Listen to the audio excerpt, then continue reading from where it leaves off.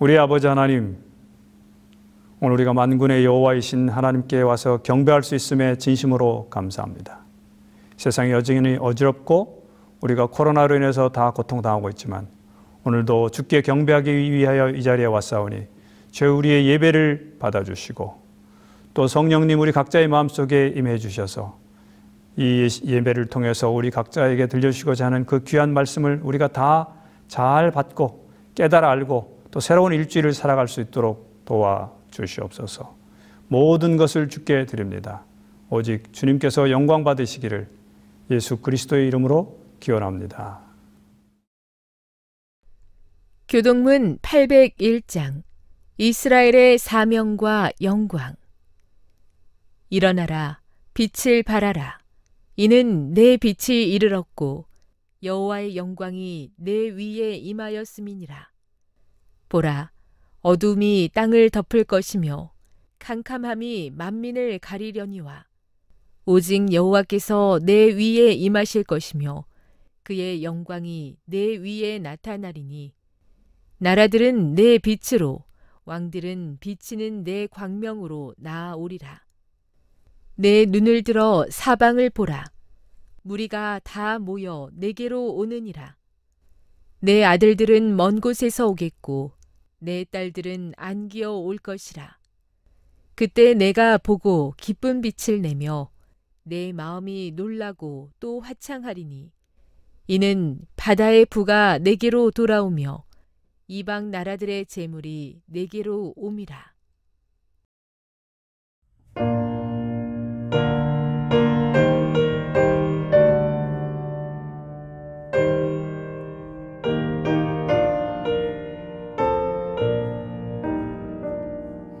너희심 걱정 말아라.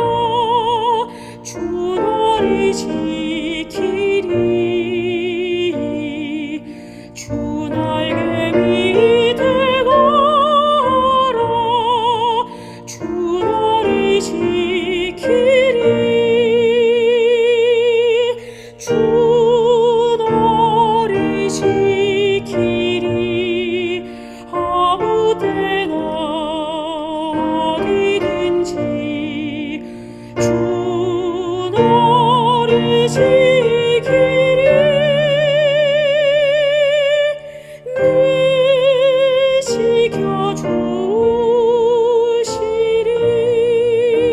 지켜주시리. 어려워하신 그대에 주 너를 지키리. 위험한 일을 당할 때 주 너를 지키리. 주 너를 지키리. 아무 때나 어디든지 주 너를 지키리. 늘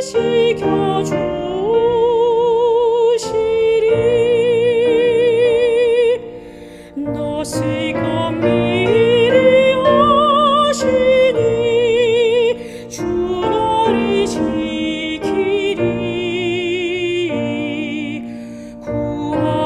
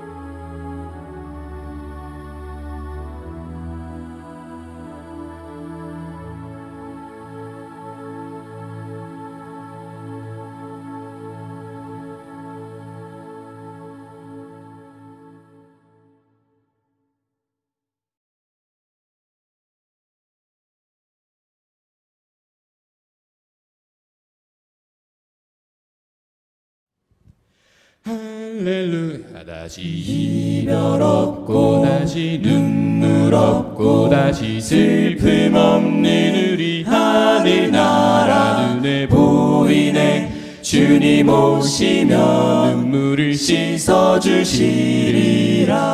할렐루야. 다시 이별 없고 다시 눈물 없고 다시 슬픔 없는 우리 하늘나라 눈에 보이네. 주님 오시면 눈물을 씻어주시리라.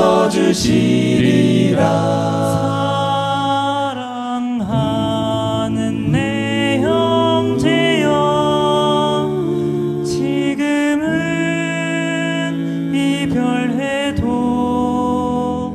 저 하늘 날아가면 우리 즐겁게 서로 만나겠네. 딩동댕 울려 퍼지네. 기쁜 찬미가 딩동댕 울려 나오네. 우리 모두 다 딩동댕 즐겁게 만나서 기쁘게 노래 부르겠네. 할렐루야. 다시 이별 없고 다시 눈물 없고 다시 슬픔 없는 우리 하늘나라 눈에 보이네. 주님 오시면 눈물을 씻어주시리라.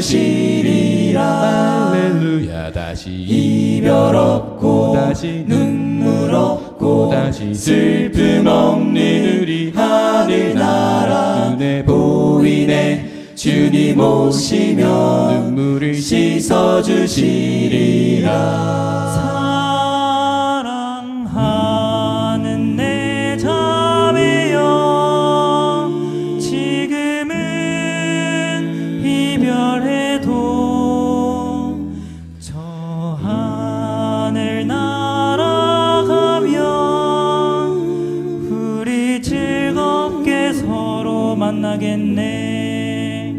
하늘 종소리 딩동댕 울려 퍼지네. 기쁜 찬미가 딩동댕 울려 나오네. 우리 모두 다 딩동댕 즐겁게 만나서 기쁘게 노래 부르겠네. 할렐루야. 다시 이별 없고 다시 눈물 없고 다시 슬픔 없는 우리 하늘나라 눈에 보이네. 주님 오시면 눈물을 씻어주시리라.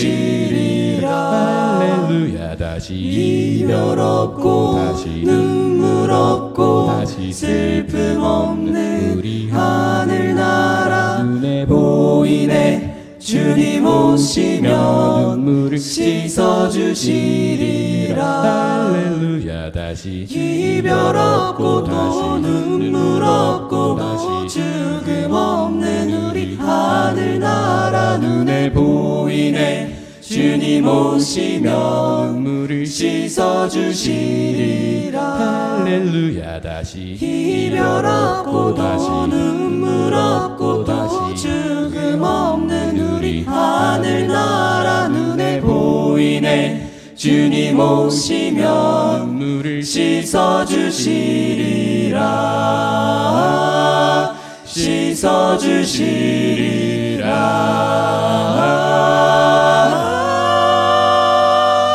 눈물을 씻어주시리라.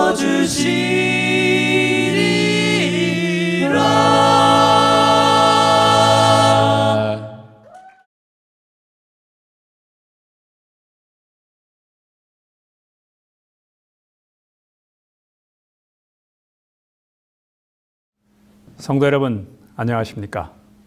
행복한 안식일입니다.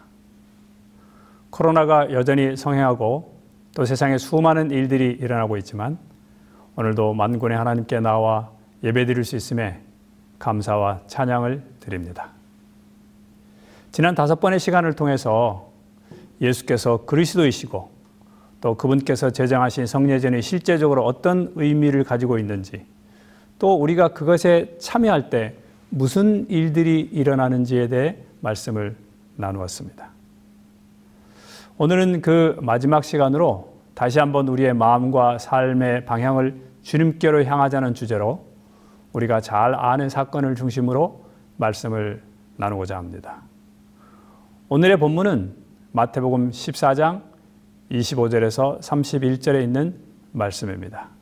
여러분 가지신 성경으로 제가 읽을 때 같이 마음과 목소리를 모아서 읽도록 하겠습니다. 마태복음 14장 25절에서 32절에 있는 말씀입니다. 25절입니다.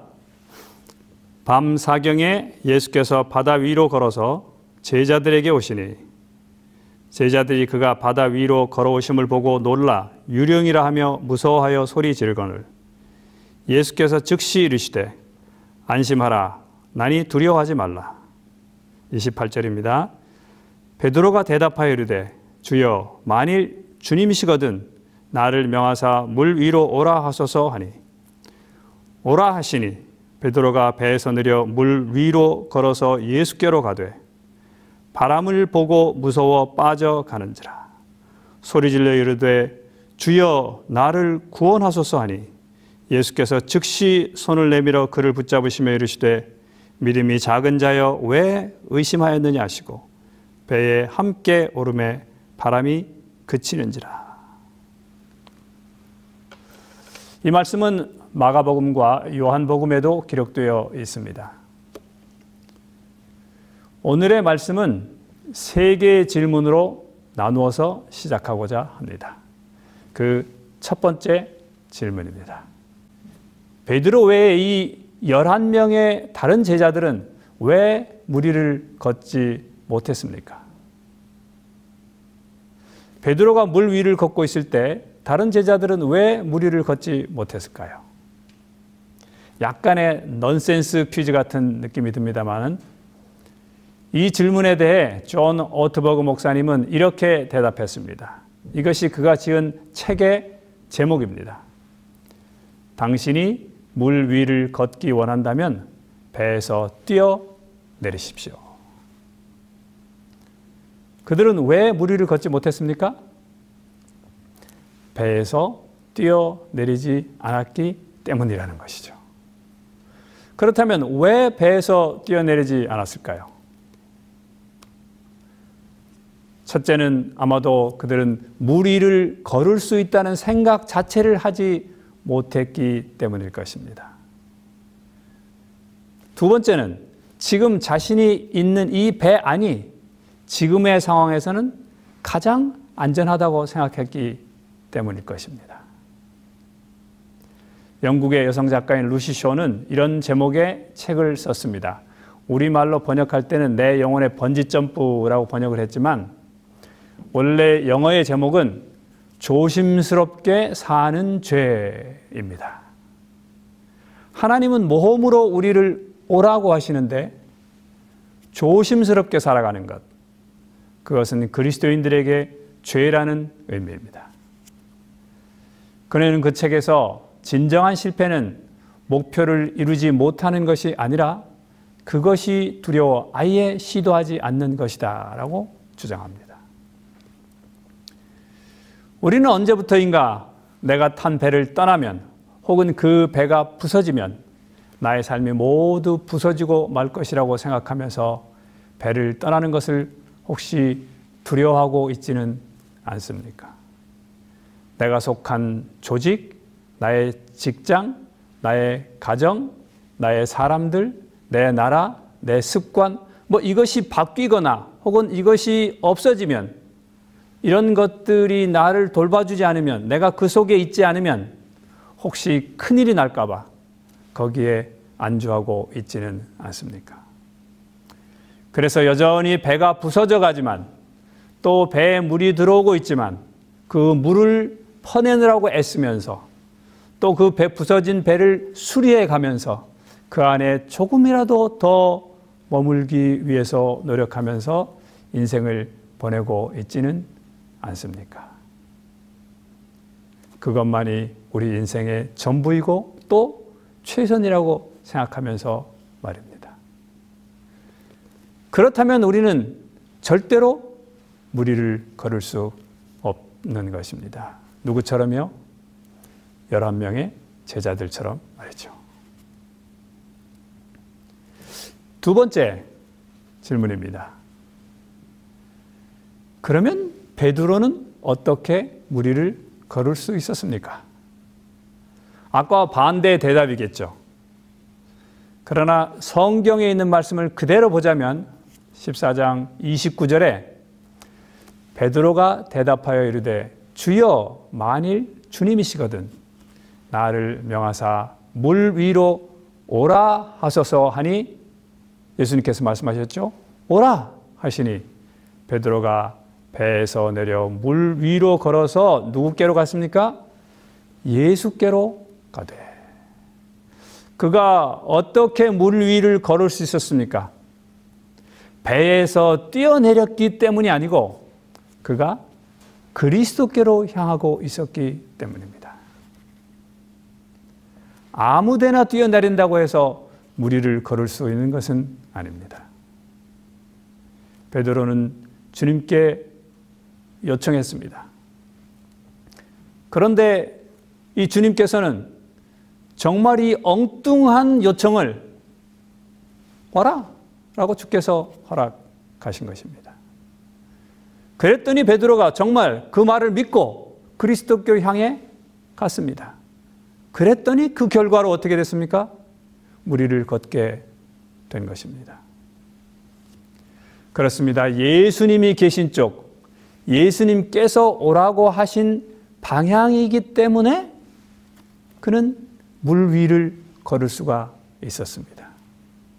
그는 예수님께로 향해 간 것입니다. 그런데 그 예수님께로 향해 가는 중에 무엇이 있었습니까? 물이 있었던 것이죠. 만약 거기에 또 다른 어떤 방해물이 있었더라도 그것은 능히 통과할 수 있었을 것입니다. 왜냐하면 예수님께로 향하는 사람은 그 사이에 무엇이 있든지 간에 그것은 가능하고 또한 사실 그는 그 무한을 향해서 가고 있는 것이기 때문입니다.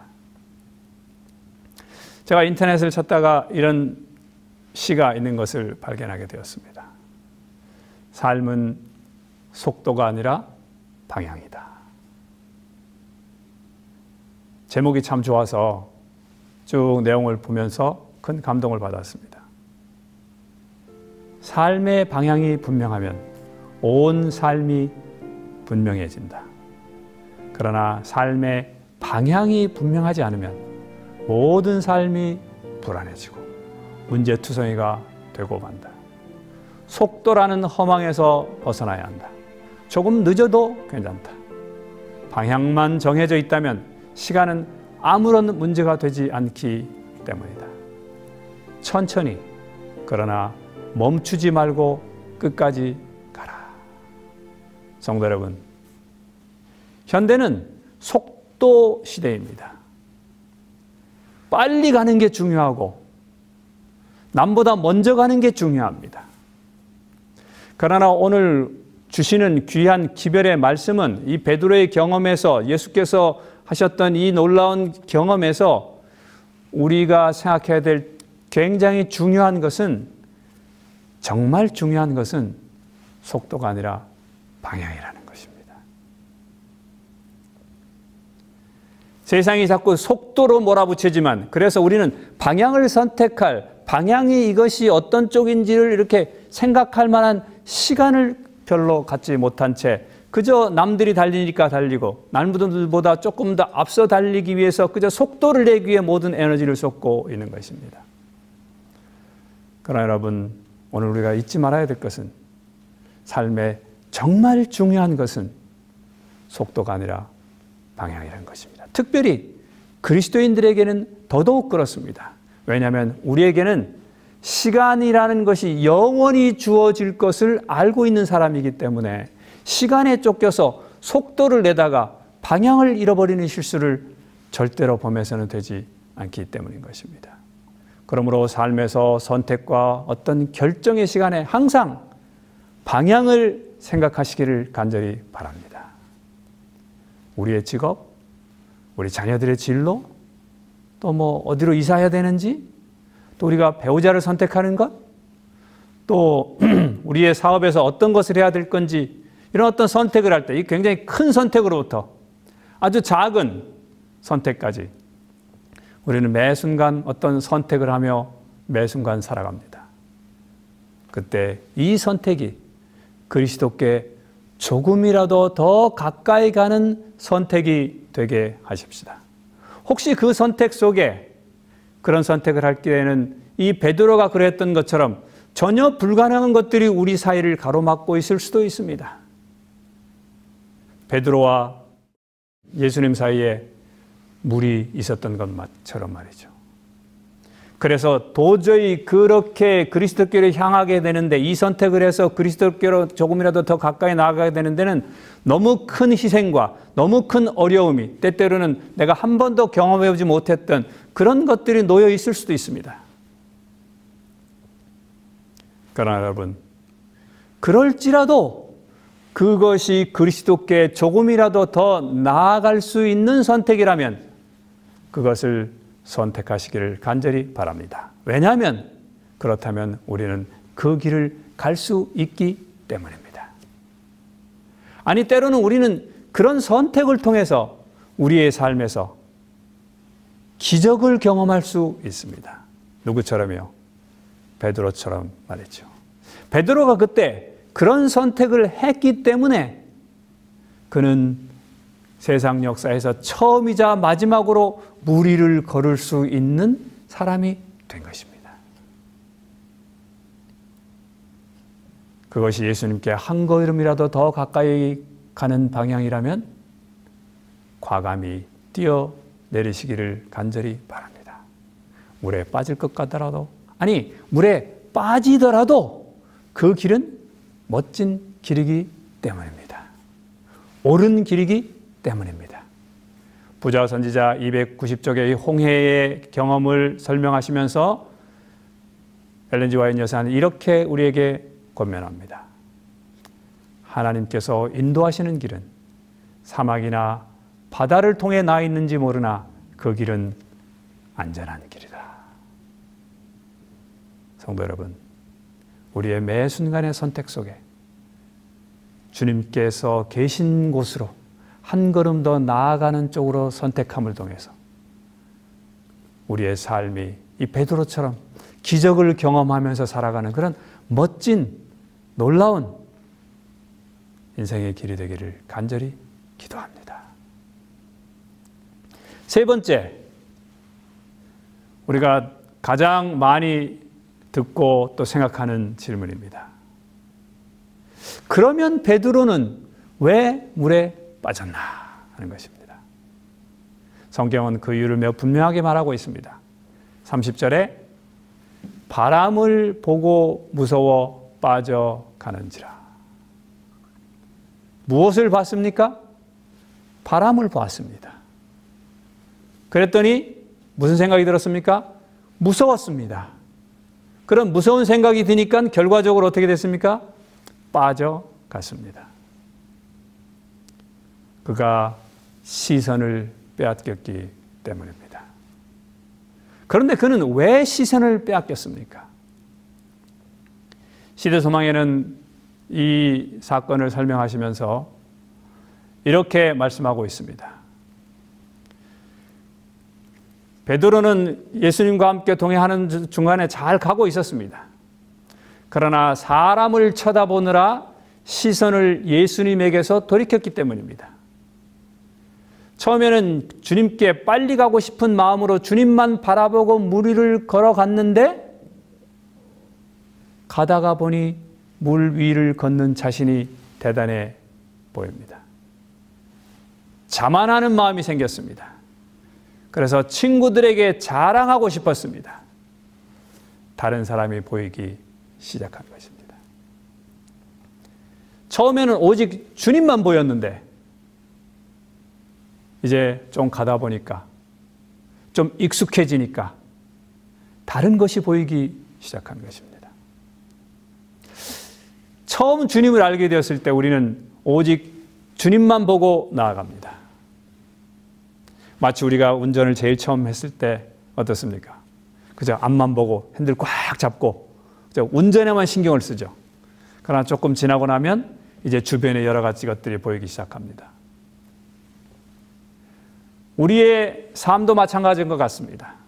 처음에는 오직 주님만을 보고 나갑니다. 그럼 조금 지나고 나면 새로운 상황에 익숙해지기 시작하면서 주변이 보이기 시작합니다. 특별히 사람들이 보이기 시작합니다. 우리의 삶에서 우리가 시험에 빠져 허덕이는 대부분의 이유는 사실 우리의 시선을 사람들에게 빼앗기기 때문이라는 사실을 우리 모두도 알고 있습니다. 때로는 나보다 부족한 사람들을 보면서 오는 어떤 우월감, 또 그 반대로 나보다 나은 사람들을 보면서 오는 어떤 열등감, 또 다른 사람들에 대한 시기, 질투, 또 어떤 사람과의 관계 좋고 나쁨 때문에 오는 복잡한 마음들, 또 다른 사람들의 수군거림, 다른 사람들의 평판, 이런 것들에 우리의 시선을 빼앗깁니다. 이럴 때 우리는 빠져가는 것입니다. 여러분, 기억하십시오. 내가 내 시선이 다른 사람들에게 있을 때, 우리 어떤 장로님들께 있을 때, 또 우리의 목사님께 있을 때, 또 우리의 어떤 주변의 어떤 성도님들께 있을 때, 혹은 내 주변에 내 이웃들에게 있어서 그들에 대해서 우리가 불평하거나 또 그들을 때때로 부러워하거나 그들을 시기하거나 혹은 질투하고 있다면 기억하십시오. 우리는 지금 빠져가고 있는 것이 확실한 것입니다. 왜냐? 베드로가 그랬기 때문입니다. 베드로가 걸어가다가 자만하는 마음이 생겼습니다. 내가 이렇게 무리를 걸어가는데 다른 사람들은 못 걷는데 나는 이렇게 걷네 하는 마음 때문에 예수님께로부터 시선을 그 사람들에게 돌렸을 때 빠져간 것입니다. 마찬가지로 우리는 그 어떤 상황에서도 우리의 시선이 다른 사람들에게 옮겨갈 때 기억하십시오. 우리는 빠져가고 있는 것입니다. 두 번째는 무엇입니까? 시대소명의 표현해 보면 바람이 이제 크게 불어서 파도가 예수님과 베드로 사이로 밀고 들어왔습니다. 잔잔할 때는 예수님이 잘 보였습니다. 그래서 큰 문제가 없었는데 바람이 거세지면서 이제 큰 파도가 일어나니까 그 큰 파도가 예수님과 베드로 사이에 들어오게 되니까 예수님을 그의 시야에서 놓쳤습니다. 친구들에게 자신의 우월함을 드러내기 위해 뒤를 돌아본 것은 베드로가 자의적으로 한 것입니다. 그래서 그건 베드로 탓입니다. 그러나 이것은 예수님을 시야에서 놓친 이 두 번째 이유는 베드로 자신 때문이 아니라 바깥의 환경, 즉 큰 파도가 그와 예수님 사이에 들어와 버렸기 때문에 예수님을 볼 수가 없었습니다. 때때로 우리는 너무나 큰 어려움이 우리에게 닥쳐올 때 예수님을 볼 수가 없습니다. 슬픔과 아픔이 너무 커서 주님이 보이지 않는 것입니다. 큰 파도가 우리와 주님 사이를 가로막고 있는 것입니다. 잔잔할 때는 늘 우리가 주님을 바라보면서 주님께 잘 나아갑니다. 그러나 너무 큰 슬픔과 너무 큰 아픔과 너무 큰 고통이 우리에게 닥쳐오면 그것 때문에 그것이 너무 커서 그리스도를 보지 못할 때가 있는 것입니다. 무덤가에 있었던 막달라 마리아처럼 말이죠. 예수님이 바로 곁에 있는데 예수님을 몰랐습니다. 실망과 좌절 속에 엠마오로 내려가던 두 제자들처럼 말입니다. 예수님께서 그들에게 나타나셨는데도 예수님을 못 봤습니다. 잔잔한 파도는 주께서 해결하실 수 있지만 그래서 그것을 믿고서 여기까지는 걸어왔지만 지금의 이 파도는 너무도 커서 주님께서도 어쩔 수 없을 것이라고 생각하는 경우가 있습니다. 큰 두려움이 밀려옵니다. 그 문제가 너무 커서 그 너머에 주님이 계시다는 것을 상상하기 어렵습니다. 그래서 두려워서 떨며 빠져가는 것입니다. 그 위대한 엘리야도 그러했습니다. 열왕기상 18장에 갈멜산에서 그 놀라운 하나님의 역사하심을 그가 체험하고 바로 그 다음 날 열왕기상 19장에 이세벨이 엘리야에게 기별을 보내서 너도 이렇게 이 850명의 선지자들처럼 되지 않으면 내가 아주 성을 간다 하는 아주 단호한 것 같은 뜻을 표명했을 때 그가 했던 행동이 무엇입니까? 그는 도망했습니다. 40일 40야를 도망했습니다.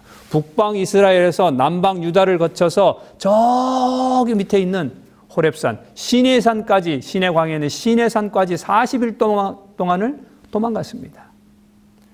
왜 그는 도망을 갔습니까?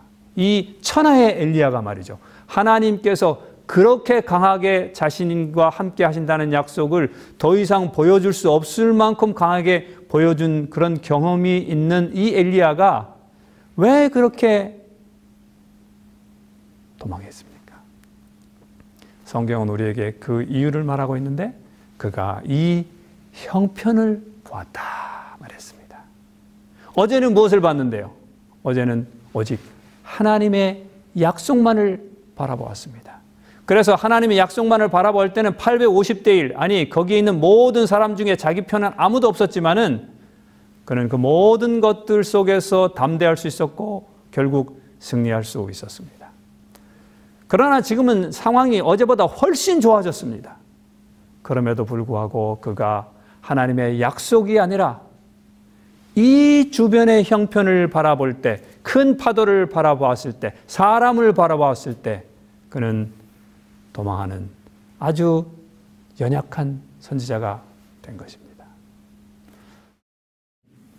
우리의 신앙의 연수, 직분, 봉사의 정도 이런 것들이 아니라 지금 주님을 바라보고 있는가가 우리의 삶을 결정짓습니다.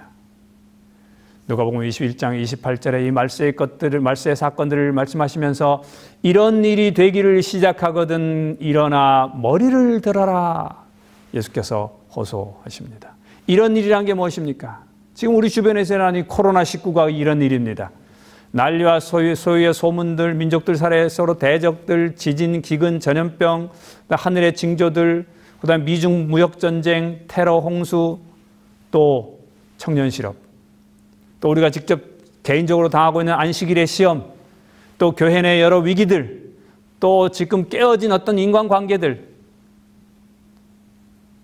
그런데 이런 일이 있으면 우리는 그것을 쳐다보지 말고 또 이것은 어찌 할 수 없는 거야 라고서 포기하지 말고 또 그것 때문에 두려워하고 무서워하면서 이거는 주님께서도 어쩔 수가 없는 것이야 라고 생각하지 말고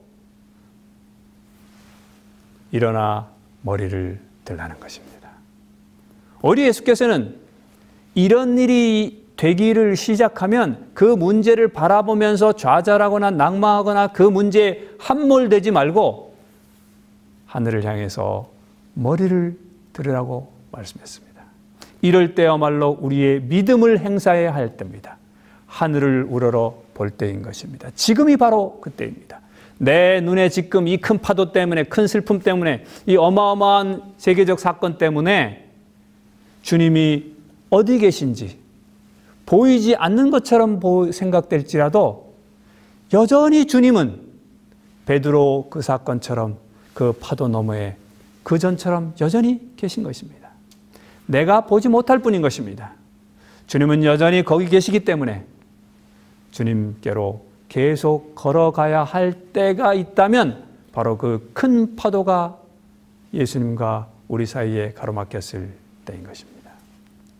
사랑하는 성도 여러분, 큰 파도에 가려 주님이 보이지 않을 때, 혹은 우리가 잘못해서 베드로처럼 이렇게 자신의 교만함과 사람들을 바라봄을 통해서 혹시 우리가 물에 빠져들고 있다면 낭망하지 마십시다.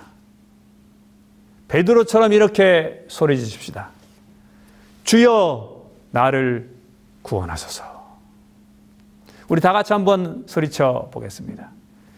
주여 나를 구원하소서.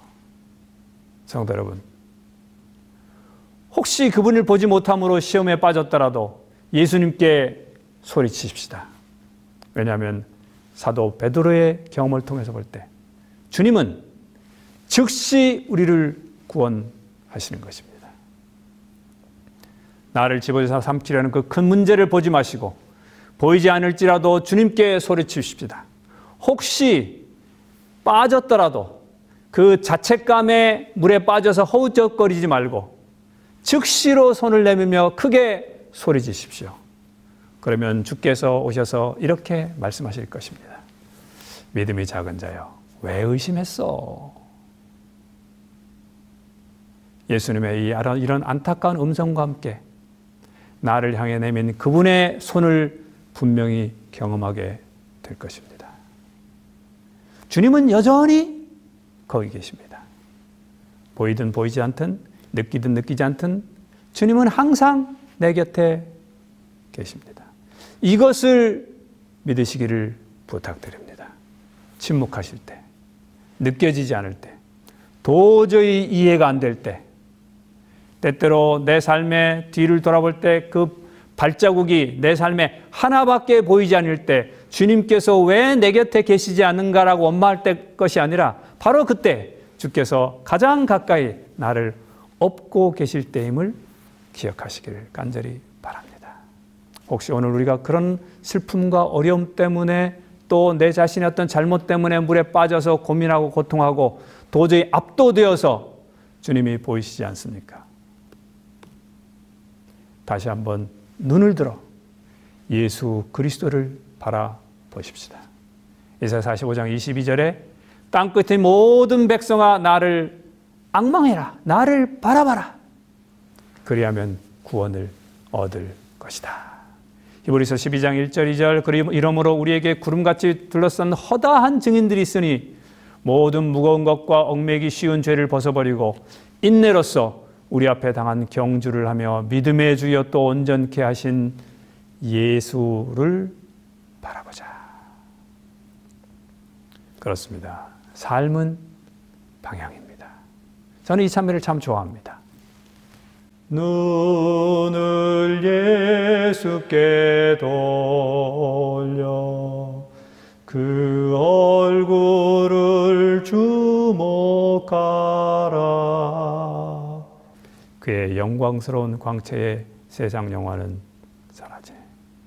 아무쪼록 성도 여러분, 우리의 삶의 방향을 그리스도께 고정시키시고 예수님과 나 사이에 그 어떤 것들이 있더라도 두려워하지 마시고 그리스도께 향하는 우리의 발걸음을 절대로 늦추지 마시고 또 세상에 여러 가지 일어난 이런 일들 때문에 그리스도께서 보이지 않더라도 거기 여전히 내 곁에 또 내 앞에 주께서 계시다는 사실을 믿음으로 받아들이고 끝까지 믿음의 경주를 하셔서 주님의 나라에 다 같이 이르게 되는, 그래서 주께서 준비하신 그 아름다운 하늘에서 이 안식의 놀라운 축복을 함께 나누시기를 주님의 이름으로 간절히 기도합니다.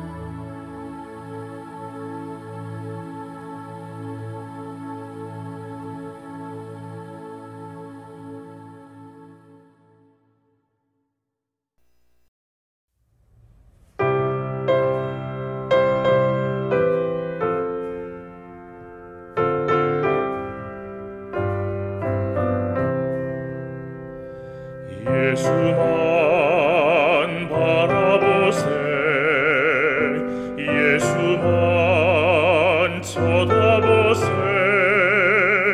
믿음의 주 되신 예수만 바라보세 예수만 생각하세 예수만 신뢰하세 믿음의 주 되신 예수만 바라보세 예수만 품어보세 예수만 모셔보세 믿음의 주 되신 예수만 바라보세.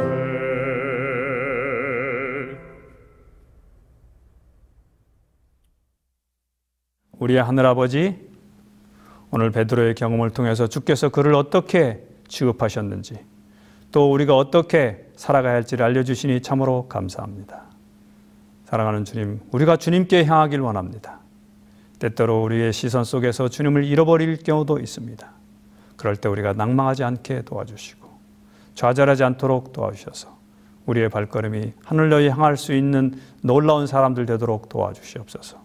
우리가 배 안에 머무는 사람들이 아니라 주님과 함께 동행함으로 세상에서 기적을 경험하고 주님과 멋진 삶을 살다가 영원한 나라에 주님과 함께 이르도록 주여 복을 허락해 주시옵소서.